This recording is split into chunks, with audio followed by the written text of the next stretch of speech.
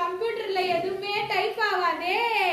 ஆஹா, என்ன டைப் பண்ணதான் உங்க கம்ப்யூட்டர்ல எல்லாமே டைப் ஆகும். ஆஹா, எங்களுக்கு எக்ஸாம் எழுதுறதுக்கு நீங்க ஹெல்ப் பண்ணுவீங்களா? நீங்க பென்சில்ல தான் எழுதுற எக்ஸாம் என்னன்னா டைப் பண்ண கூடாது. ஓஹோ, அப்பனா நீங்க டைப் பண்றதுக்கு மட்டும் தான் யூஸ் ஆவீங்க. கரெக்ட்டா? எக்ஸாம் எல்லாம் நாங்களே படிச்சு தான் எழுதணுமா? ஆமா, நீங்க படிச்சு எழுதுறது உங்க மூளைமா எல்லாமே புரியும். ஏய் கவி, கீபோர்ட் ரேஷ்மா என்ன பண்றாங்க தெரிஞ்சுச்சா? தெரிஞ்சுச்சு. தலையாட்ட மாட்டேங்கிறியே கவி. யாரு கவினே தெரியலையே. யாரு? மவுஸ் குட்டி தான் ஆடுது.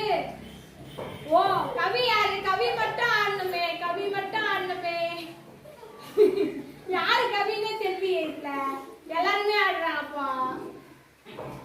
நீங்களே கண்டுபிடிங்க. எல்லாருமே ஆடினா எப்படி கண்டுபிடிக்கிறது? கவி மட்டும் ஆடினா தானே யாரு கவின்னு தெரியும்.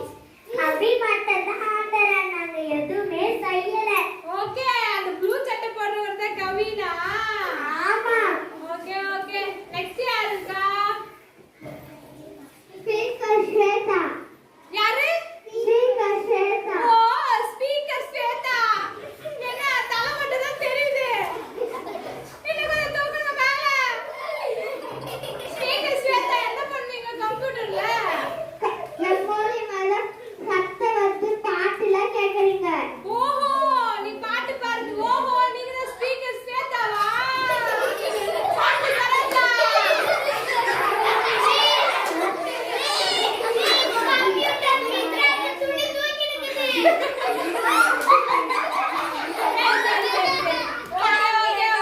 கம்ப்யூட்டர்ல சத்தம் வர்றது எல்லாமே நம்ம ஸ்பீக்கர் ஸ்வேதாவால தான். கவி, ஸ்வேதா என்ன பண்றா? ஸ்பீக்கர் ஸ்வேதான்னு தெரிஞ்சுச்சா உனக்கு?